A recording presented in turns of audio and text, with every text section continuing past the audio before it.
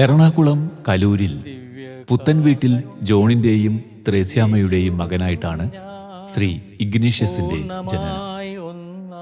പാട്ടുകാരനാവാനായിരുന്നു ഇഗ്നേഷ്യസിന്റെ ആഗ്രഹമെങ്കിലും ദൈവം സംഗീത സംവിധായകന്റെ വഴിയിൽ ഇഗ്നേഷ്യസിനെ നടത്തുകയായിരുന്നു. മലയാളികൾ ഇന്നും ഏറ്റുപാടുന്ന ക്രിസ്ത്യൻ ഭക്തിഗാനങ്ങളുടെ സംഗീത സംവിധായകനായ ശ്രീ ഇഗ്നേഷ്യസ് ഒട്ടേറെ ചലച്ചിത്ര ഗാനങ്ങൾക്കും സംഗീതം നൽകി. ആലുവ സെന്റ് സേവിയേഴ്സ് സ്കൂളിൽ വിദ്യാഭ്യാസം തുടങ്ങി. പിന്നീട് സെന്റ് റീത്താസ് പൊന്നുരുന്നിയിൽ സ്കൂൾ കാലഘട്ടം പൂർത്തിയാക്കി. KSRTCയിൽ മെക്കാനിക്കൽ സെക്ഷനിൽ 24 വർഷത്തെ സേവനം പൂർത്തിയാക്കിയ ശേഷം മലയാള സിനിമാ രംഗത്ത് സജീവമായി തുടരുകയാണ് ദൈവത്തെ തൊട്ടറിഞ്ഞ ശ്രീ ഇഗ്നേഷ്യസ്. കാസറ്റുകളുടെ കാലഘട്ടത്തിൽ ഒത്തിരി ഭക്തിഗാനങ്ങൾക്ക് സംഗീതം നൽകിയ ശേഷം ആദ്യ ചലച്ചിത്രമായ കാഴ്ചയ്ക്കപ്പുറം സംഗീതം നിർവഹിച്ചുവെങ്കിലും ചിത്രം പരാജയമായിരുന്നു. തുടർന്ന് രണ്ടാമത്തെ ചിത്രമായ തേന്മാവിൻ കൊമ്പത്തിലൂടെ സംഗീത ആസ്വാദകർക്കിടയിൽ സ്ഥാനം ഉറപ്പിച്ചു ബേണി ഇഗ്നേഷ്യസ് കൂട്ടുകെട്ട്. തന്റെ ദൈവാനുഭവം ഇഗ്നേഷ്യസ് പ്രേക്ഷക സമക്ഷം പങ്കുവയ്ക്കുകയാണ് ട്രൂ സ്റ്റോറിയിലൂടെ.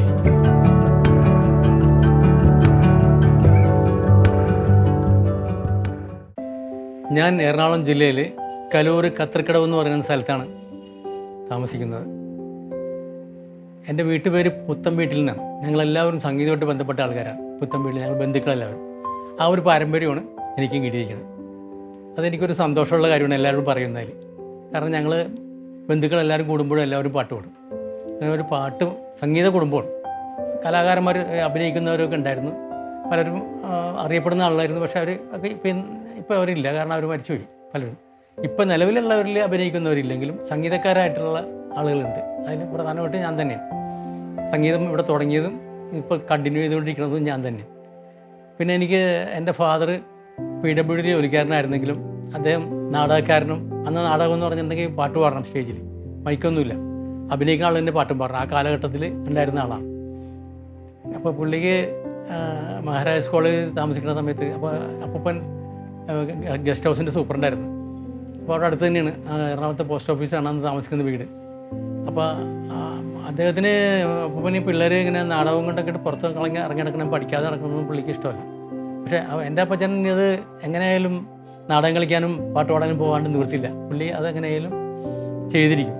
അങ്ങനെ പുള്ളി അപ്പൂപ്പനെ കാണാതെ കോളേജിൽ നിന്ന് ബുക്കും കൊണ്ടുവന്ന് വീട്ടിൽ കൊണ്ടുവന്ന് വെച്ചിട്ട് അമ്മൂമ്മയുടെ കാര്യമൊക്കെ പറഞ്ഞിട്ട് പയ്യെ മുങ്ങണ ആളായിരുന്നു. അത് അമച്ചർ നാടകങ്ങളാണെന്ന് എല്ലായിടത്തും ഉള്ള. ഇന്നത്തെ പോലെയുള്ള പ്രൊഫഷണൽസ് ഒന്നുമില്ല. അപ്പോൾ ദാസിയേട്ടൻ്റെ ഫാദറൊക്കെ ആ കൂട്ടത്തിൽ മഹാരാജ് കോളേജിൽ നിന്ന് കൊണ്ടുപോകാനായിട്ട് വരുമായിരുന്നു വീട്ടിൽ എന്ന് കേട്ടിട്ടുണ്ട്. അപ്പോൾ അങ്ങനെ ഒരു പാരമ്പര്യമാണ് ഞങ്ങൾക്കുള്ളത്. അപ്പോൾ സംഗീതം കിട്ടിയത് എവിടെ നിന്ന് ചോദിച്ചാൽ പിതാവിൻ്റെ പാരമ്പര്യത്തിൽ നിന്ന് തന്നെയാണ് കിട്ടിയത്. പിതാവിനുള്ള അത്രയും കഴിവ് ഞങ്ങൾക്ക് ഉണ്ടോയെന്ന് അറിയില്ല. അന്ന് പിന്നെ കഴിവ് എത്ര ഉണ്ടെന്ന് അറിയാൻ പറ്റില്ല. എല്ലാവരും പാട്ട് പാടുമെങ്കിലും ഇതുപോലുള്ള എസ്റ്റാബ്ലിഷ് ആകാനുള്ള സൗകര്യങ്ങളില്ലാത്തതിൻ്റെ പേരിൽ അവർ ചിലപ്പോൾ നമ്മളെക്കാളും കഴിവ് കൂടിയ ആൾക്കാരായിരിക്കുമെങ്കിലും നമ്മളോളം അറിയപ്പെട്ടിട്ടുള്ള മാത്രം. അറിയപ്പെട്ടത് ഞങ്ങളൊക്കെയാണ് എന്ന് മാത്രം. അപ്പോൾ ഈ സംഗീതം കിട്ടിയത് പാരമ്പര്യത്തിൽ നിന്നാണ്. എൻ്റെ അമ്മച്ചിയുടെ പേര് ത്രേസ്യാമ്മ എന്നാണ്. അമ്മച്ചി പള്ളിപ്പുറത്ത് കരുതിയാണ്, മുനമ്പം പള്ളിപ്പുറം. അവിടെ പനക്കൽ എന്ന് പറയുന്ന വീട്ടിലെ 3 ആങ്ങളമാർക്കും കൂടി ഉള്ളൊരു പെങ്ങളാണ് എൻ്റെ അമ്മച്ചി. അമ്മച്ചി ഇവിടെ അപ്പച്ചൻ കല്യാണം കഴിച്ചു കൊണ്ടുവന്നപ്പോൾ അപ്പച്ചൻ PWD ജോലിക്കാരനാണ്. അപ്പോൾ ഈ നാടകത്തിന് പോണത് കാരണം പോകാതിരിക്കാൻ വേണ്ടി അപ്പൂപ്പൻ ഒരു ജോലി മേടിച്ചു കൊടുത്താണ് PWD. ഫോൺ ചെയ്ത് പറഞ്ഞപ്പോൾ കിട്ടി. അന്നൊക്കെ പുള്ളി പറഞ്ഞാൽ കിട്ടും. ആ കാലഘട്ടം വരുന്നതിൻ്റെ പേരിൽ അങ്ങനെ പുള്ളി ട്രാൻസ്ഫറായി പോവും. ഞങ്ങൾ കുട്ടികളൊക്കെ കൂടി ഇവിടെ എറണാകുളത്തെ ഈ വീട്ടിൽ തന്നെ താമസിക്കും. പിന്നെ അങ്ങനെ കറങ്ങി ആലുവയിൽ വന്നപ്പോൾ അവിടെ ക്വാർട്ടേഴ്സ് കിട്ടി. അങ്ങനെ ഇവിടുന്ന് ആലുവ പോവുകയാണ് ചെയ്തത്. അപ്പോൾ ഈ വീട് വാടക കൊടുത്തിട്ട് ആലുവ പോയി താമസിച്ചു. എന്നിട്ട് അദ്ദേഹം മരിച്ചപ്പോൾ പിന്നെ അവിടെ ക്വാർട്ടേഴ്സ് കിട്ടില്ല, തിരിച്ചിങ്ങോട്ട് പോരേണ്ടി വരും. അങ്ങനെ തിരിച്ചിവിടെ വന്ന് വാടകക്കാരെ ഒഴിപ്പിച്ചിട്ട് ഈ വീട്ടിൽ താമസിച്ചു. അന്ന് ഈ വീടല്ല, പഴയ വീടാണ്. അപ്പോൾ അങ്ങനെ ആണ് വീണ്ടും ഇവിടെ വന്നത്. സംഗീതത്തിലേക്ക് വരാനുള്ളൊരു കാരണം എന്ന് പറഞ്ഞിട്ടുണ്ടെങ്കിൽ ഞാൻ സംഗീതക്കാരനാണെന്ന് എനിക്ക് എന്തൊക്കെ കഴിവുണ്ടെന്ന് എനിക്കറിയില്ലായിരുന്നു. എറണാകുളം സെയിൻറ്റ് അഗസ്റ്റിൻസിലാണ് പഠിച്ചത്, എറണാകുളം നോർത്ത് സ്റ്റേഷൻ്റെ അടുത്തുള്ള. അപ്പോൾ അങ്ങനെ അവിടെ നിന്ന് ഒരിക്കൽ പൊന്നുരുത്തിയിൽ എന്ന് പറഞ്ഞ സ്ഥലത്ത് ചെന്നപ്പോഴത്തേക്കും അവിടെ ഒരു ഫുട്ബോൾ ഗ്രൗണ്ട്. അപ്പോൾ സെൻറ്റ് ജോസഫിൽ പഠിക്കുന്നവർക്കൊന്നും അങ്ങനെ അധികം ഫുട്ബോൾ കളിക്കാനുള്ള ചാൻസ് ഒന്നുമില്ല. ആഴ്ചയിൽ ഒരു അരമണിക്കൂറാണ് ഫുട്ബോളുള്ളത്. അപ്പോൾ ഒരു ക്ലാസ്സിലുള്ള 10-45 പിള്ളേരും കൂടിയാണ് ആ ചെറിയ ഗ്രൗണ്ടിൽ കിടന്ന് കളിക്കുന്നത്. അപ്പോൾ ഒന്ന് ഒരു അടി ഇങ്ങനെ അടിക്കാൻ പറ്റിയ ഭാഗ്യം എന്നുള്ളതാണ്. അപ്പോൾ എനിക്ക് ഫുട്ബോൾ എനിക്ക് ചെറുപ്പം പോലെ വല്ല ക്രൈസ് അതിൻ്റെ പേരിൽ എനിക്ക് ഈ ഫുട്ബോൾ ഗ്രൗണ്ട് അവിടെ പൊന്നുരുന്തിയിൽ കണ്ടപ്പോഴത്തേക്കും അത് ആരാണ് കളിക്കണമെന്നൊന്ന് അന്വേഷിച്ചു. അവിടെ ആ ഗ്രൗണ്ടിൽ വലിയ ഗ്രൗണ്ടാണത്. ആ കടയിൽ ചോദിച്ചപ്പോൾ അവർ പറഞ്ഞത് ഈ പൊന്നുരുന്തി കപ്പൂച്ചൻ ആശ്രമത്തിലെ പിള്ളേരാണ് കളിക്കുന്നത്, അവർക്ക് എല്ലാ ദിവസവും കളിച്ചോളണം നിർബന്ധമാണ് ഫുട്ബോൾ. അങ്ങനെയാണെങ്കിൽ അവിടെ ആശ്രമത്തിൽ എങ്ങനെയെങ്കിലും പോയി ചേർന്നിട്ട് ഫുട്ബോൾ കളിക്കണം എന്നൊരു ആഗ്രഹം തുടങ്ങി. അങ്ങനെയാണ് ഞാൻ അവിടെ ചെന്നത്. സത്യം പറഞ്ഞിട്ടുണ്ടെങ്കിൽ ഞാൻ ഏത് വഴിക്ക് എങ്ങനെയൊക്കെ നീങ്ങണം എന്നുള്ളത് തീരുമാനിക്കുന്നത് ദൈവമാണ്.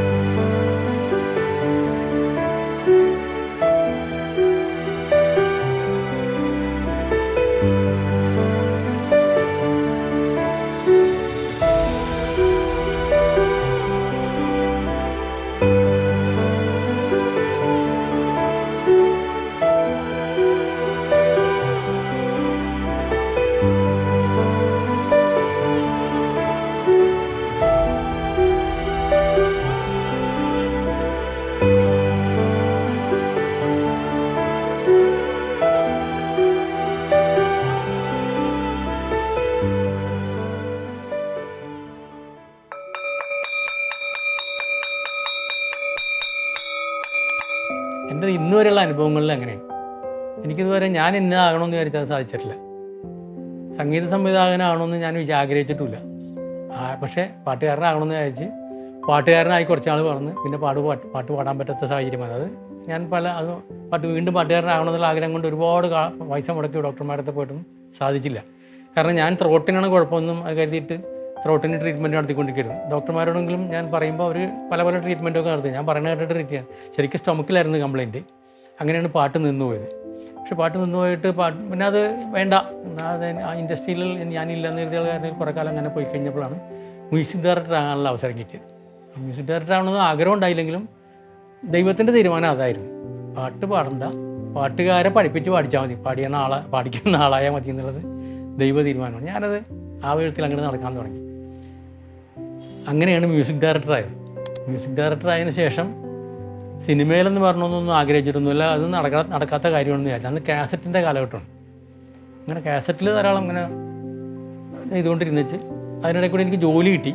KSRTCയിൽ മെക്കാനിക്കൽ സെക്ഷനിൽ ജോലി കിട്ടി. അപ്പോൾ മെക്കാനിക്കൽ സെക്ഷനിൽ ജോലി കിട്ടണമെന്ന് ആഗ്രഹം എനിക്കുണ്ടായില്ല. അതും ഈ പറഞ്ഞ പോലെ അങ്ങനെ അങ്ങോട്ട് വന്നു കയറണ ഇത്. ഞാൻ മെക്കാനിക്കൽ സെക്ഷൻ പഠിക്കാൻ പോകാനുള്ള കാരണം എന്ന് പറഞ്ഞാൽ മെക്കാനിക്കൽ സെക്ഷനോടുള്ള അട്രാക്ഷൻ കൊണ്ടല്ല. എൻ്റെ അപ്പച്ചൻ ഫാൻ്റെ വീട്ടിലിരുന്ന് എഴുതുന്ന ആളായിരുന്നു. അപ്പോൾ എൻ്റെ ചേട്ടൻ പൂനെയിലുണ്ട് ഇപ്പോൾ ഒരാൾ. പുള്ളിക്കാരൻ പറഞ്ഞ് നമുക്ക് ഈ കൈയും കാലും അനങ്ങാത്ത ഒരു പണിക്കും പോകരുത്. കാരണം വെച്ചിട്ടുണ്ടെങ്കിൽ അസുഖങ്ങൾ മാറില്ല. ഇതല്ലേ പ്രഷർ, ഷുഗർ, അപ്പച്ചന് വേണ്ടില്ലേ, അതൊക്കെ അസുഖങ്ങളാണ്. എന്നിട്ട് അന്നൊന്നും അതിനുള്ള നല്ല മരുന്നുകളും ഇല്ല. അപ്പോൾ അതിൻ്റെ പേരിൽ നമുക്ക് എന്തെങ്കിലും കൈയും കാലമൊക്കെ അനങ്ങണ ജോലി കിട്ടിയാൽ മതി, ജോലിക്ക് നോക്കാം എന്ന് പുള്ളി പറഞ്ഞപ്പോഴാണ് ഞാൻ ഈ ടെക്നിക്കൽ സൈഡിലേക്ക് പോകാം എന്ന് വിചാരിച്ചു. അങ്ങനെ ഒരു മനസ്സിൽ അങ്ങനെ ഒരു തോന്നലുണ്ടായി. അങ്ങനെ എൻ്റെ ഒരു സുഹൃത്ത് വഴിയായിട്ട് അന്ന് കൊച്ചിൻ ഷിപ്പ്യാർഡ് വരാൻ പോണില്ല. അവിടെ ഒരു വലിയ കമ്പനി ഉണ്ടായി. നമ്മുടെ നടി ഖദീജയുടെ ഭർത്താവിൻ്റെ പേര് മാത്യൂസ് എന്നാണ്. അപ്പോൾ പുള്ളിയുടെ കമ്പനിയിൽ അത് വലിയൊരു ഫാക്ടറി പോലത്തെ കമ്പനിയാണ്. കാലത്ത് 8:30 ബെല്ലടിക്കുമ്പോൾ കയറണം, 5:30 മണിക്ക് ബെല്ലടിക്കുമ്പോൾ ഇറങ്ങാം, അങ്ങനത്തെ ഒരു കമ്പനി. അവിടെ ചെന്ന് അപ്രൻറ്റീസായിട്ട് മെക്കാനിക്കൽ സെക്ഷനിൽ പഠിക്കാൻ വേണ്ടി പോയി. അപ്പോൾ അതിനിടയ്ക്ക് എനിക്ക് പോളിടെക്നിക്കിനും ITIക്കും ഒക്കെ അഡ്മിഷൻ കിട്ടിയെങ്കിലും പോകാനുള്ള സാഹചര്യം ഉണ്ടായില്ല. അതുകൊണ്ട് അങ്ങനെ അവിടെ പോയി അപ്രൻറ്റീഷിപ്പിന് അവിടെ പോയി കയറി. അങ്ങനെയാണ് മെക്കാനിക്കൽ സെക്ഷനിലേക്ക് പോയത്. അവിടെ നിന്ന് ഞാൻ കുറച്ച് നാൾ കഴിഞ്ഞപ്പോൾ 10-12 കൊല്ലം പല സ്ഥലങ്ങളിലൊക്കെ ജോലിയെടുത്ത് അതിനുശേഷമാണ് KSRTCയിൽ അപ്ലൈ ചെയ്ത് കിട്ടിയത് എനിക്ക്. അങ്ങനെ KSRTCയിൽ ഒരു 24 കൊല്ലം അവിടെ ജോലി ചെയ്തെന്ന് വെച്ചാണെങ്കിൽ KSRTCയിൽ ഞാൻ കയറി പറ്റി കഴിഞ്ഞപ്പോൾ എനിക്ക് ഭയങ്കര അത്ഭുതമായിരുന്നു. ഞാൻ ആഗ്രഹിച്ചല്ല KSRTC, വെറുതെ അപ്ലൈ ചെയ്ത് പല സ്ഥലത്തും അപ്ലൈ ചെയ്യുന്ന പോലെ അപ്ലൈ ചെയ്തു. KSRTCയിൽ ജോലി കിട്ടിയപ്പോൾ ഞാൻ ആദ്യമായിട്ട് കല്ലുവലിച്ചിരുന്നത് KSRTC ബസ്സിനാണ്. അവിടെ തന്നെ എനിക്ക് ജോലിയും കിട്ടിയില്ല എന്ന് ഓർത്തു. അല്ലെങ്കിൽ വിദ്യാഭ്യാസം തുടങ്ങിയത് ആലുവ സെൻറ്റ് സേവിയേഴ്സിൽ നിന്നാണ്. അന്ന് അവിടെ കോളേജില്ല. 1ാം ക്ലാസ് മുതൽ 4ാം ക്ലാസ് വരെ ഞങ്ങൾ ആലുവ താമസിക്കാനല്ല. അപ്പച്ചൻ ആലുവയിൽ വീടപ്പീടിയിൽ ജോലി എടുക്കുന്ന ആളാണ്. അപ്പോൾ ഞങ്ങളൊക്കെ അവിടെ ക്വാർട്ടേഴ്സിൽ പോയി താമസിക്കുന്നു. അപ്പച്ചൻ അവിടെ കൊണ്ട് ചേർത്ത് തന്നെ സെൻറ്റ് സേവിയേഴ്സിൽ. അപ്പോൾ അവിടുത്തെ പള്ളിയൊക്കെ ആയിട്ട് അപ്പച്ചൻ ഇത്തിരി കൂടുതൽ ബന്ധമുള്ള ആളായിരുന്നു. അവിടെ ഒരു മാവേലി അച്ഛൻ എന്ന് പറഞ്ഞ അച്ഛനുണ്ട്, അഗസ്റ്റിൻ മാവേലി അച്ഛൻ. അപ്പച്ചൻ്റെ ഒരു കൂട്ടുകാരനായിരുന്നു. അപ്പോൾ അച്ഛൻ ഇവിടുത്തെ അട്ടപ്പേറ്റി ബിഷപ്പിനെ പരിചയമുണ്ട്. ഇവിടുത്തെ ബിഷപ്പുമായിട്ടുള്ള ബന്ധത്തിൻ്റെ പേരിൽ ഞങ്ങൾ എറണാകുളം ബ്രോഡ്വേയിൽ താമസിക്കുന്ന ആൾക്കാരെ എൻ്റെ ബിഷപ്പ് ഹൗസുമായിട്ട് കൂടുതൽ അടുപ്പമുണ്ടായി അപ്പച്ചനൊക്കെ. അപ്പച്ചനും അപ്പൂപ്പനും എല്ലാവരും. അപ്പോൾ അങ്ങനെ അവിടെ ചെന്ന് കണ്ടുമൊക്കെയുള്ള അപ്പച്ചനെ പരിചയമുള്ള ആളതിൻ്റെ പേരിൽ അപ്പച്ചൻ അവിടെ അച്ഛനോട് എന്ന് പറഞ്ഞപ്പോഴത്തേക്കും ഇവിടെ നമ്മളുടെ സെൻറ്റ് സേവിയേഴ്സിൻ്റെ സ്കൂളിൽ തന്നെ ചേർക്കാവനാ എന്ന് പറഞ്ഞു. അങ്ങനെ അപ്പച്ചൻ എന്നെ കൊണ്ട് 1ാം ക്ലാസ്സിൽ അവിടെ കൊണ്ട് ചേർത്ത്. ഒരു ടീച്ചറൊക്കെ ഉണ്ടായി എനിക്ക് അവിടെ, എനിക്ക് അടുപ്പമുള്ള. ഇന്നാളാണ് മരിച്ചത്. അപ്പോൾ ഞാൻ ഓർക്കണത് KSRTCയിൽ ജോലി കിട്ടിയപ്പോഴാണ് ഞാൻ അവിടുത്തെ കാര്യം ഓർത്തത്. കാരണം എന്താ വെച്ചിട്ടുണ്ടെങ്കിൽ ഈ ടീച്ചർ എന്നോട് പഠിപ്പിച്ചേക്കണം, അവിടെ പിള്ളേരോട് പഠിപ്പിച്ചേക്കണത് നിങ്ങൾക്ക് മൂത്രം ഒഴിക്കാൻ പോകണമെന്നുണ്ടെങ്കിൽ ഇങ്ങനെ കാണിക്കണം, അതല്ല ടോയ്ലറ്റിൽ പോകണമെന്നാണെങ്കിൽ ഇങ്ങനെ കാണിക്കണമെന്നാണ്. അപ്പോൾ എനിക്ക് പുറത്തേക്ക് പോകണമെന്ന് തോന്നുമ്പോഴേക്കും ഞാൻ ഇങ്ങനെ കാണിക്കും. ടീച്ചർ പറയുമ്പോഴേക്കെന്ന് പറയും. അപ്പോൾ എനിക്കിതൊരു സൗകര്യം, എല്ലാ ദിവസവും ഇടയ്ക്കിടയ്ക്ക് ഇങ്ങനെ കാണിക്കും. അപ്പോൾ ടീച്ചർ ഇങ്ങനെ നിനക്കെന്താണ് വല്ല അസുഖമുണ്ടോ? ഇല്ല, അസുഖമൊന്നുമില്ല, ഇപ്പം വെള്ളം കുടിച്ച കാരണം പോവുകയാണ്. എന്നാൽ ചെല്ലിപ്പോ അതെ പോണത് അതിനൊന്നും. അല്ലെങ്കിലും അവിടെ ഒരു പൊക്കം കുറഞ്ഞൊരു മതിലുണ്ട്, അതിൻ്റെ താഴത്താണ് ബസ് റൂട്ട്. ഇത് സ്കൂളിൻ്റെ ആ പറമ്പ് മൊത്തത്തിൽ വളരെ പൊക്കത്തിലാണ്. അവിടെ നിന്ന് ഇങ്ങനെ കല്ല് കെട്ടി ചരിച്ചിട്ട് താഴത്ത് ബസ് പോകണത് കാണാം. അപ്പോൾ ഈ ബസ് പോകണതും കാറ് പോകണതൊക്കെ ഒന്ന് കാണാൻ വേണ്ടിയാണ് അവിടെ പോയി ഇരിക്കണത്. ഈ കൊച്ചു പ്രായത്തിൽ 1 2 അങ്ങനെ ആയിരുന്നു. അതിനിടയ്ക്ക് ഒരു ട്രാൻസ്പോർട്ട് ബസ് പറഞ്ഞുണ്ട്. അപ്പോൾ ഞാനോട് ഈ ട്രാൻസ്പോർട്ട് ബസ്സിൻ്റെ മുകളിലൊരു കല്ല് വലിച്ചെറിയാം. അപ്പോൾ ഒന്ന് എന്നെ കാണൂല്ലേ, ഞാൻ മുകളിലല്ലേ എന്നിരുത്തി ഞാനൊരു കല്ലെടുത്ത് വെച്ചപ്പോൾ ആ ബസ് പോയി. കുറച്ച് കഴിയുമ്പോൾ വേറൊരു ട്രാൻസ്പോർട്ട് ബസ് പറഞ്ഞിട്ട്. അപ്പോൾ അന്നത്തെ ട്രാൻസ്പോർട്ട് ബസ് ഇങ്ങനത്തെ പോലെയല്ല, ഇങ്ങനെ ഫ്രണ്ടിലേക്ക് ഇങ്ങനെ ബോണറ്റൊക്കെ ഉള്ള ടൈപ്പാണ്. ഞാനിങ്ങനെ ആ കല്ല്, ഒരു ചെറിയ കല്ലാണെങ്കിലും അതെടുത്ത് അങ്ങനെ മുകളിലേക്ക് ഇട്ടായിരുന്നു. എറിയല്ലേ ഇത്, അങ്ങനെ ഇടുകയാണ് ചെയ്തത് എൻ്റെ മുകളിൽ. അപ്പോൾ അതിൻ്റെ മുകളിലെ തകരമുണ്ട് ഇങ്ങനെ വളഞ്ഞ് അതുപോലെ ടട്ടിങ്ങനെ അടിച്ച് പോണത് കണ്ട് സന്തോഷമായിരുന്നു എനിക്ക് കണ്ടപ്പോൾ. ഞാൻ എറിഞ്ഞൊരു കല്ല് അതിൻ്റെ മുകളിൽ ചെന്ന് ഇട്ടിട്ട് ഇങ്ങോട്ട് പോയല്ല, സ്വരവും കേട്ട്. അപ്പോൾ അതിനകത്തിരുന്ന ആൾക്കാരൊക്കെ ഇങ്ങോട്ടൊക്കെ നോക്കണ്ടേ എവിടെ നിന്നാണ് ഈ സൗണ്ട് കേൾക്കണം. കണ്ടക്ടർ അവിടെ നിർത്തിയിട്ട് ഇങ്ങനെ ഡ്രൈവർ തിരിഞ്ഞ് നോക്കിയപ്പോൾ ഈ കല്ല് തെറിച്ചിങ്ങനെ അപ്പുറത്തേക്ക് പോകുന്നുണ്ട്. അപ്പോൾ അയാൾക്ക് മനസ്സിലായി ഇതിൻ്റെ മുകളിൽ നിന്ന് വന്നിട്ടുള്ള കല്ലാണ്. വണ്ടി ഒതുക്കണം കണ്ടപ്പോഴത്തേക്ക് ഞാൻ ഉടനെ ക്ലാസ്സിൽ കയറിയിരുന്നു. പ്രശ്നം തീർന്നല്ലെന്ന് ഓർത്ത്. ഇത് കുറച്ച് കഴിഞ്ഞപ്പോൾ കണ്ടക്ടറും ഡ്രൈവറും കൂടി അവിടെ കയറിയിരുന്നത്. അപ്പോൾ HMൻ്റെ മുറി അപ്പുറത്ത് എല്ലാം തുറന്ന ക്ലാസ്സുകളാണ്. ഇങ്ങനെ റൗണ്ടിൽ ബെഞ്ചിട്ടിട്ടാണ് ഓരോ ക്ലാസ്സുകൾ. തൊട്ടപ്പുറത്ത് HMൻ്റെ ഒരു മുറിയുണ്ട്, അവിടെ ടേബിളുണ്ട്, അതിൻ്റെ ചുറ്റും കസേരകളൊക്കെ ഉണ്ട്. ഈ കണ്ടക്ടറും ഡ്രൈവറും കൂടി അവിടെ ചെന്നിട്ട് ഈ HMൻ്റെ അടുത്ത് വന്നിട്ട് പറഞ്ഞു, ഇവിടെ നിന്ന് വല്ല പിള്ളേരും ഇപ്പോൾ അവിടെ വന്ന് പുറത്തേക്ക് ഇറങ്ങിയാന്ന് വെച്ചു. അപ്പോൾ എൻ്റെ ടീച്ചർ ഇവിടെ കേട്ടുകൊണ്ടിരിക്കുന്നുണ്ട്. അപ്പോൾ അവരെന്നെങ്ങനെ നോക്കി, ഞാൻ അറിയാത്ത പോലെ ഇങ്ങനെ ഇരിക്കാൻ. ഈ ക്ലാസ്സുകളിൽ നിന്ന് ഏതെങ്കിലും കുട്ടികൾ പുറത്തിറങ്ങി പോയാൽ പിന്നെ കണ്ടക്ടർ ചോദിക്കാൻ. ഡ്രൈവറും പറഞ്ഞു അവിടെ നിന്ന്. ടീച്ചർ പറഞ്ഞു ഇവിടെ നിന്ന് ഒരാൾ പോയിട്ടുണ്ടല്ലോ, മറ്റേ ഒരു ഗ്രേസ് ടീച്ചർ ആരുടെ അപ്പുറത്താണ്. അത് പറഞ്ഞാൽ ഇവിടെ നിന്ന് 2 പേര് പോയല്ലാന്ന്. അപ്പോൾ എനിക്ക് സമാധാനമായി, 3 പേരുണ്ടല്ലോ, അപ്പോൾ ഞാനല്ലെന്ന് പറഞ്ഞാൽ കേൾക്കും, മനസ്സിലായി. 3 പേരെ വിളിപ്പിച്ച് അവിടെ കൊണ്ടു നിർത്തി. അപ്പോൾ കൊച്ചു മദർന്നാണ് പറഞ്ഞതെന്ന് HMനെ, ഒരു പൊക്കം കുറഞ്ഞ ഈ കുട്ടികളുടെ മദറാണ്. ആരാണ് കല്ലെറിഞ്ഞ് അവിടെ പോയിട്ട്. അപ്പോൾ ഞങ്ങൾ 3 പേരും ഒരേ സ്ഥലത്തിൽ പറഞ്ഞു ഞങ്ങൾ കല്ലെറിഞ്ഞൊന്നുമില്ല. ടീച്ചർക്ക് അറിയാം ഇവനാണ് ഇപ്പോൾ പോയത്, ഇവൻ ഇത്തിരി തിരുമാലിയും കൂടിയാണ്, അപ്പോൾ ഇവൻ ആയിരിക്കുള്ളൂ. അപ്പോൾ ടീച്ചർ വടിയെടുത്തെന്ന് പറഞ്ഞ് സത്യം പറഞ്ഞു അടി തുടങ്ങാൻ പോവുകയാണെന്ന് പറഞ്ഞു. അപ്പോൾ എനിക്ക് പേടിയായി, സംഗതി ഇത് കുഴപ്പമാകും, എനിക്ക് വേണ്ടി അവരും തല്ലുകൊള്ളേണ്ടി വരും, അതെനിക്കൊരു പ്രയാസം തോന്നി. ഞാൻ പിന്നെ നുണ പറഞ്ഞെന്നുണ്ടെങ്കിൽ അവർ എല്ലാവരും തല്ലുകൊള്ളും, കൂട്ടത്തിൽ ഞാൻ തല്ലും. അവസാനം ഞാൻ സത്യം പറയാൻ ചെയ്യേണ്ടത് ആ പാവങ്ങൾക്ക് വേറെ തല്ലും കൊള്ളിക്കണം. വേണ്ട പറഞ്ഞേക്കാൻ, ഞാനിങ്ങനെ കൈ വെക്കിയിട്ട് ഞാനാണെന്ന് പറഞ്ഞു. മറ്റുള്ള 2 പേരും പോയിക്കൊള്ളാൻ പറഞ്ഞു.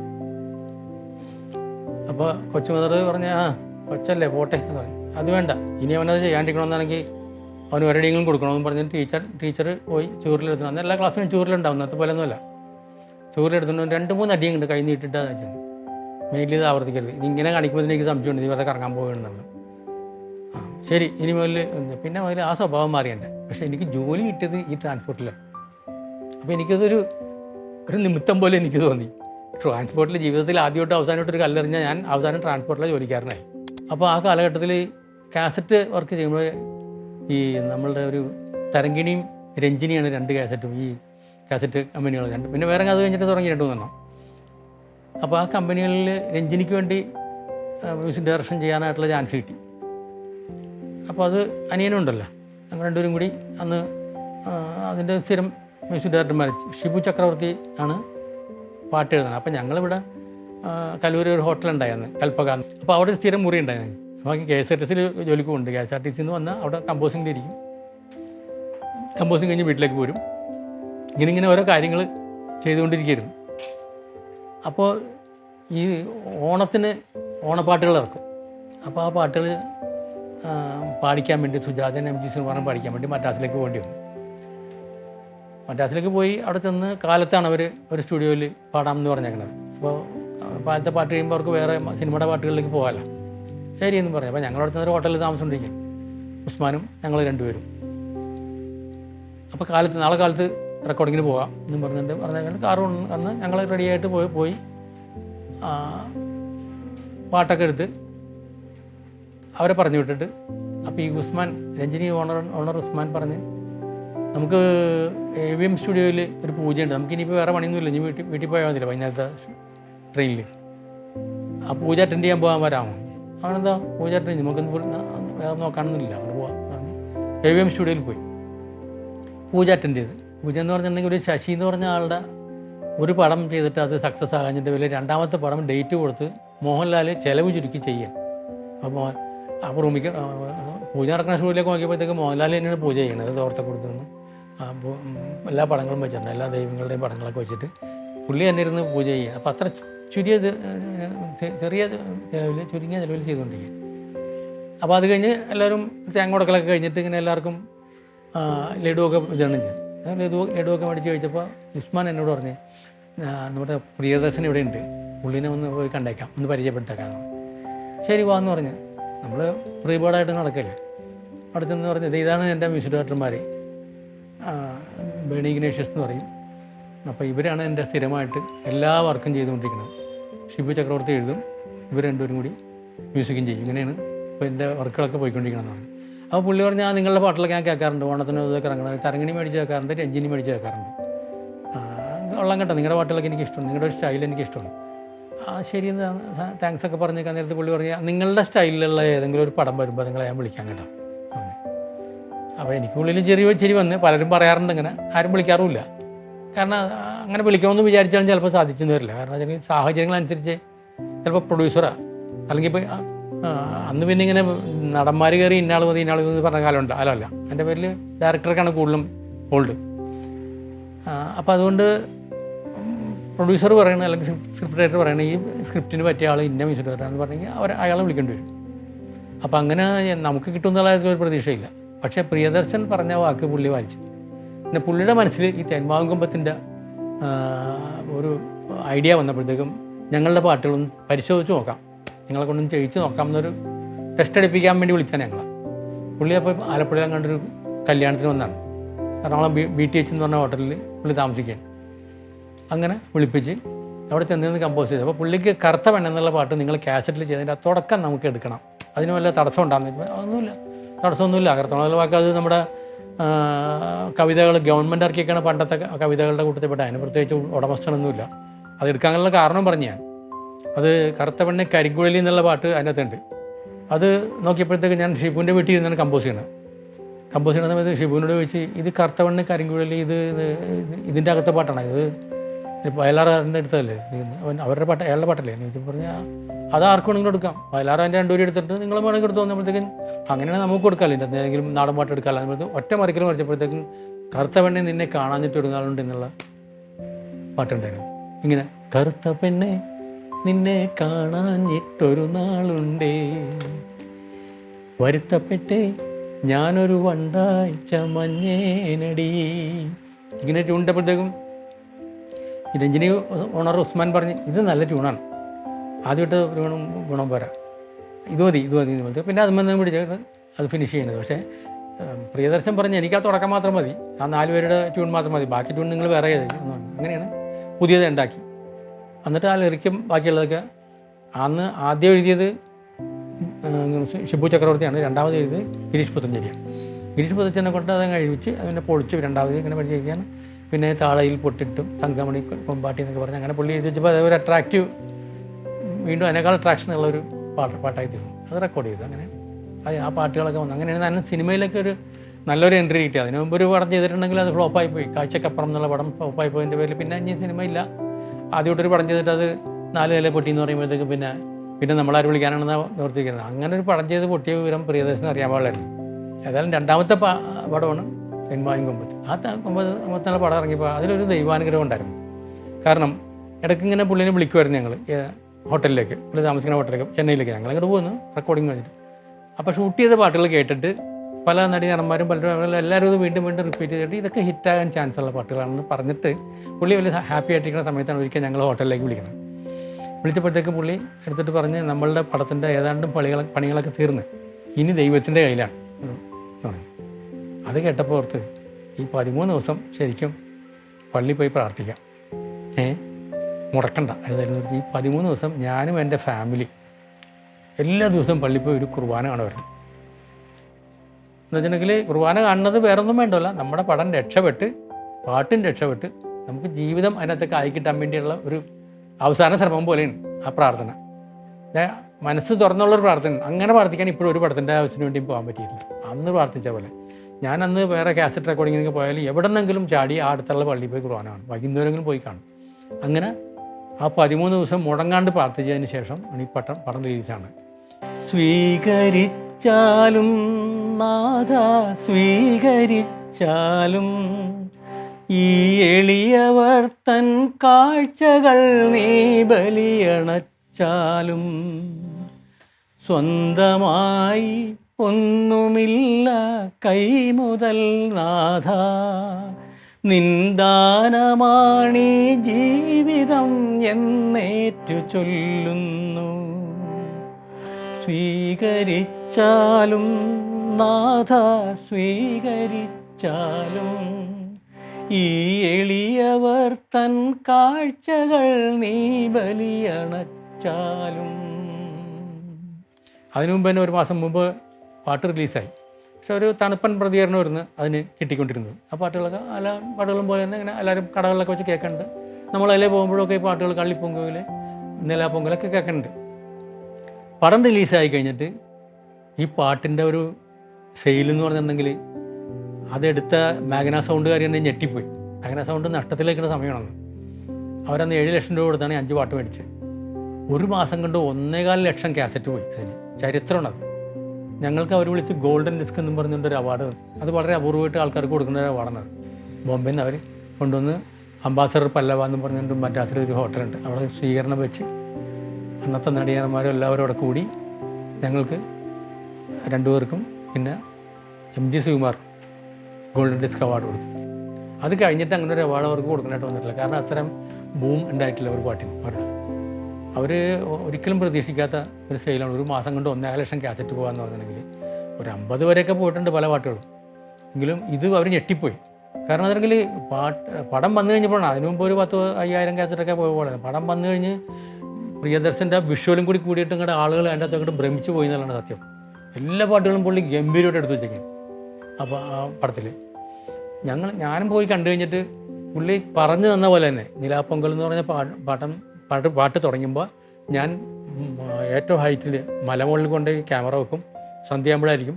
എന്നിട്ട് എല്ലാ കാളവണ്ടികളും അപ്പോൾ എന്നോട് ചോദിച്ച് ഈ കാളവണ്ടിയുടെ പുറകിലൊരു ബ്രേക്ക് ഉണ്ട്, അത് കണ്ടിട്ടുണ്ടോ ചോദിച്ചു. നമ്മുടെ കാളവണ്ടിക്ക് ബ്രേക്ക് ഇല്ലല്ലോ, ഒരു തടി കഷ്ണമല്ലേ ചോദിച്ചു. അതിങ്ങനെ കയറുണ്ടാവും അങ്ങോട്ട്. ആ കാളവണ്ടിയുടെ എന്നെ മേയിച്ച് കൊണ്ടുപോകുന്ന ആൾ അത് കയറെ കൂടി ചവിട്ടുമ്പോഴത്തേക്ക് ഈ തടിയാന്ന് പോയി ജാമാണല്ലോ, അതാണ് ബ്രേക്ക് എന്ന് പറഞ്ഞു. അത് തന്നെ ബ്രേക്ക്, ഈ കാളവണ്ടിയുടെ ബ്രേക്ക് എന്ന് പറഞ്ഞാൽ അതാണ്. അപ്പോൾ അതിങ്ങനെ ആടിക്കൊണ്ടിരിക്കും കാള ഇത് വലിക്കുമ്പോൾ. ആ ആട്ടത്തിനനുസരിച്ചുള്ളൊരു പാട്ടാണ് ചെയ്തു തരേണ്ടതെന്ന് പറഞ്ഞിട്ട് അതാണ് നിലാപ്പൊങ്കലായയിലെ ഓഹോ ഓഹോ ഓഹോ എന്ന് പറഞ്ഞ സാധനം. പാട്ടിൻ്റെ താളം അതല്ലെങ്കിലും ഇത് കൊടുത്തു കഴിഞ്ഞപ്പോഴത്തേക്കും ഈ ആട്ടത്തിനൊത്ത ഒരു സാധനം ഇട്ട് പുള്ളിക്ക് ഇഷ്ടപ്പെട്ടത്. അത് ഓക്കെ. അതിനുശേഷം സുജാതയൊക്കെ പറഞ്ഞപ്പോൾ അവരൊന്നും അല്ല എനിക്ക് വേണ്ടത്, എനിക്ക് ശുഭ എന്ന് പറഞ്ഞൊരു പാട്ട് കേൾക്കുന്നുണ്ട്, എനിക്കറിയാൻ പാടില്ലായിരുന്നു. അവരെ വിളിച്ചിട്ടുണ്ട്, അവർ വന്ന് ഇത് പാടിക്കോളും. അവർ പാടിച്ച് കറുത്ത പെണ്ണാണ് ആദ്യം റെക്കോർഡ് ചെയ്ത്. അതിനുശേഷം ശുഭയെ വിളിച്ച് ഇത് റെക്കോർഡ് ചെയ്ത് കഴിഞ്ഞപ്പോഴത്തേക്കും അവർ കറക്റ്റ് മലയാളം പറയാൻ അറിയാൻ പാടില്ല അവർക്ക്, ചില വ്യത്യാസങ്ങളൊക്കെ ഉണ്ട്. അപ്പോൾ ഇദ്ദേഹം ഡയറക്ടർ ഞങ്ങളുടെ ഇവിടെ വന്നിരിപ്പുണ്ടായി. അപ്പോൾ ഇതെന്ന് പറഞ്ഞാൽ 2-3 ഇൻസ്ട്രുമെൻറ്റുകൾ, ഒരു നന്ദുണി എന്ന് പറഞ്ഞൊരു ഇൻസ്ട്രുമെൻറ്റ്, ഒരു പെട്ടി പോലത്തെ അതിന്മേൽ ഒരു കയറിങ്ങനെ ഇട്ടിട്ട് ഒരു മുളക്കഷ്ണമുണ്ട്, അതിന്മേൽ ഡോ ഡോ ഡോ ഇങ്ങനെ കാണിക്കുമ്പോൾ അത് ശ്രുതിക്കനുസരിച്ച് ഇങ്ങനെ കാണിച്ചു കൊടുത്താൽ മതി. പിന്നെ ഒരു കീ ഫ്ലൂട്ട് ഉണ്ട്, അങ്ങനെ 1-2 ഇൻസ്ട്രുമെൻറ്റുകൾ. അപ്പോൾ പ്രിയദർശൻ ഇതിങ്ങനെ അവരെ പഠിപ്പിച്ച് പ്രാക്ടീസ് ചെയ്യണത് കണ്ടുകൊണ്ടിരിക്കും. എന്നിട്ട് ശരി എന്നാൽ ടേക്ക് എന്ന് പറഞ്ഞപ്പോഴത്തേക്കും ഞാൻ പറഞ്ഞ് ഇപ്പോൾ ഈ ഹോളിൽ നിന്ന് നിങ്ങൾ ഇപ്പോൾ പാടിയില്ലേ, ഈ എഫക്റ്റ് മതി, ബൂത്തുകളിലേക്കൊന്നും പോകുമെന്നും വേണ്ട, ഈ നിപ്പിൽ മൈക്ക് വെച്ചുകൊണ്ട് ഒറ്റ ടേക്ക് നടത്തിയിട്ടായിരുന്നു. ശരി എന്ന് പറഞ്ഞു. അപ്പോൾ അവർ ശുഭ ഹെഡ്ഫോണും വെച്ച് അവിടെ നിൽക്കുകയാണ്. ഞങ്ങൾ കൺസോൾ റൂമിലേക്കും പോയിരുന്നിട്ട് ഈ ഇൻസ്ട്രുമെൻ്റ് ഇട്ട് കൊടുത്തപ്പോഴത്തേക്കും ഇൻസ്ട്രുമെൻറ്റ് സ്റ്റാർട്ട് പറഞ്ഞപ്പോഴത്തേക്കും ഇൻസ്ട്രുമെൻ്റൊക്കെ ഇടാൻ തുടങ്ങി. അങ്ങനെ തുടങ്ങി ഇവർ ഒറ്റയടിക്ക് അങ്ങോട്ട് പാടി തീർത്ത്, അങ്ങ് റീടേക്കൊന്നും വേണ്ടി വന്നില്ല. അപ്പോൾ അത് പുറത്തിറങ്ങിയപ്പോഴും ഈ പറഞ്ഞ പോലെ ഒരു ടൈറ്റിൽ കാണിക്കുമ്പോൾ സ്ഥലത്തുള്ള പാട്ടതിൻ്റെ പേരിൽ അത് ജനങ്ങൾ സ്വീകരിക്കാൻ സാധ്യതയില്ലെന്നായിരുന്നു. പക്ഷേ അതും ഹിറ്റായി. അപ്പോൾ അങ്ങനെ 5 പാട്ട് ഹിറ്റായി അതിനകത്തുള്ള. അപ്പോൾ നമ്മൾ പ്രതീക്ഷിക്കണില്ല ഇങ്ങനെയൊക്കെ വരും എന്നുള്ളത്. അത് നമുക്കൊരു മൈൽ സ്റ്റോൺ ആവും എന്നുള്ളത് ഒരിക്കലും പ്രതീക്ഷിക്കണം. അപ്പോൾ പ്രാർത്ഥന ഉണ്ടായി ശരിക്കും പറഞ്ഞാൽ. പുള്ളിയിൽ നിന്ന് മനംനൊന്തുള്ള പ്രാർത്ഥന എന്ന് പറഞ്ഞാൽ അതാണ്. അതുപോലെ മനംനൊന്ത് പ്രാർത്ഥിച്ചിട്ടില്ല ഇതുവരെ ഒരു പടത്തിന് വേണ്ടി. അതുകൊണ്ടായിരിക്കാം അതിന് മേലൊരു പാഠം വരാത്തത്. അതിൻ്റെ ഒപ്പമൊക്കെ അതിൻ്റെ അടുത്തൊക്കെ നിൽക്കാവുന്ന പടങ്ങൾക്ക് പലതും ചെയ്തിട്ടുണ്ട് ഞങ്ങൾ. ചന്ദ്രലേഖ, വെട്ടാമതൊക്കെ പാട്ടുകളൊക്കെ ഇഷ്ടമാണ്. പക്ഷേ ഈ ഒരു പേര് ഇവിടെ ചെന്നാലും ആളുകൾ പറഞ്ഞ തേൻവാങ്കുമ്പത്തിൻ്റെ മ്യൂസിക് ഡയറക്ടർ എന്ന് പറഞ്ഞിട്ട് പരിചയപ്പെടുത്തുന്ന പോലെ ഒരു പുതിയൊരു പടത്തിന് വേണ്ടി ചെയ്യാൻ പറ്റിയിട്ടില്ല. അങ്ങനെയാണ് ഞങ്ങളുടെ തുടക്കം. തേന്മാവിൻകുമ്പത്തിലൂടെയാണ് അങ്ങോട്ട് കേരളത്തിൽ അറിയപ്പെടുന്ന സംഗീത സംവിധായകരായത്. സംഗീത സംവിധായകനാകണമെന്ന് ആഗ്രഹിക്കാണ്ട് കിടന്ന എന്നെ സംഗീത സംവിധായകനാക്കി ശരിക്കും ഒരു ദൈവമാണ്. അപ്പോൾ എൻ്റെ പ്രാർത്ഥനകളും എൻ്റെ കുടുംബത്തിൻ്റെ പ്രാർത്ഥനകൾ അതിൻ്റെ പിന്നിൽ 13 ദിവസത്തേക്ക് ഉണ്ടായിരുന്നു. അത് പറയാതിരിക്കാൻ പറ്റില്ല. അപ്പോൾ ഈ സിനിമയിൽ ഞങ്ങൾ വന്ന കാര്യം പറയുമ്പോഴത്തേക്കും ശരിക്കും പറഞ്ഞിട്ടുണ്ടെങ്കിൽ 1ാമത്തെ റെക്കോർഡിങ്ങിൻ്റെ കാര്യം പറയണം. 1ാമത്തെ റെക്കോർഡിംഗ് എന്ന് പറഞ്ഞിട്ടുണ്ടെങ്കിൽ എറണാകുളം സെൻറ്റ് മേരീസ് ബസിലിക്കയിൽ നിന്ന് കുറച്ച് പാട്ടുകൾ ഇവിടെ തന്നു. അപ്പം എൻ്റെ അനിയൻ അവിടുത്തെ കൊയറിലുണ്ട്. അവൻ്റെ ഇൻസ്ട്രുമെൻ്റ് വായിക്കലാണ് അതിൻ്റെ ആൾ. എങ്കിലും കൂട്ടുകാരൊക്കെ ഇട്ട് കൊയറെല്ലാം ഞായറാഴ്ച പോയി അവിടെ കൂടുന്നുണ്ട്. അപ്പോൾ അങ്ങനെയാണ് അവിടുത്തെ കൊച്ചച്ഛൻ, ഇപ്പോൾ വികാരിച്ചനാണ് അവിടുത്തെ. പുള്ളി പല സ്ഥലത്തേക്കും പോയി വന്നിപ്പോൾ തിരിച്ചവിടെ വികാരിച്ചായിട്ട് വന്നിട്ടുണ്ട്. മണവാളനച്ഛൻ, വർഗീസ് മണവാളനച്ഛൻ ഒരു LP റെക്കോർഡ് ഇറക്കാനായിട്ട് പ്ലാൻ ചെയ്തു. അപ്പോൾ അദ്ദേഹം കുറച്ച് പാട്ടുകൾ കൊടുത്തു വെച്ചു. 3 പാട്ട് ഇവൻ്റെ കയ്യിൽ കൊടുത്തു വെച്ച്, അനിയൻ്റെ കയ്യിൽ. അപ്പോൾ അനിയനോട് പറഞ്ഞത് 3 പാട്ട് റെക്കോർഡ് ചെയ്യാൻ വേണ്ടി പറഞ്ഞത് തന്നിട്ടുണ്ട്, ക്രിസ്ത്യൻ ഡിവോഷനാണ്. അപ്പോൾ മണവാളനച്ഛൻ എഴുതിയതാണെന്ന് പറഞ്ഞു. ഞാൻ പറഞ്ഞു ചെയ്തോളാൻ പറഞ്ഞു. ഞാൻ മ്യൂസിക് ഡയറക്ടർ ആണെന്നുള്ള ഒരു ചിന്ത എനിക്കില്ലല്ലോ.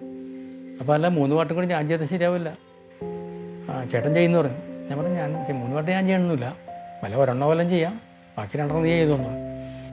സ്റ്റുഡിയോ എന്ന് പറഞ്ഞിട്ടുണ്ടെങ്കിൽ അന്ന് സ്റ്റുഡിയോ ഒന്നും ഉണ്ടായില്ല. കലൂർ അകത്തേക്ക് കയറിയിട്ട് ഒരു വീട്, വെറുതെ കിടക്കുന്ന ഒരു വീട് ഒരാളുടെ നിന്ന് സാങ്ഷൻ മേടിച്ചിട്ട് രാത്രി ആയപ്പോഴത്തേക്ക് അവിടെ സൗണ്ട് പ്രൂഫാക്കി, പേപ്പറൊക്കെ ഒട്ടിച്ച്, ജനലുമാരൊക്കെ അടച്ചിട്ട് പേപ്പറൊക്കെ ഒട്ടിച്ച് സൗണ്ട് പ്രൂഫാക്കി. അതാണ് സ്റ്റുഡിയോട്ട് ഉപയോഗിച്ചത്. അന്ന് രാമു എന്നും പറഞ്ഞിട്ട് ഒരു എഞ്ചിനീയർ ഉണ്ടായി, നല്ല തലേക്കലിനായിരുന്ന ആൾ. കാരണം വെച്ചിട്ടുണ്ടെങ്കിൽ പുള്ളി സ്വന്തമായിട്ട് ഉണ്ടാക്കിയ ഒരു മിക്സറിലാണ് അത് റെക്കോർഡ് ചെയ്തത്.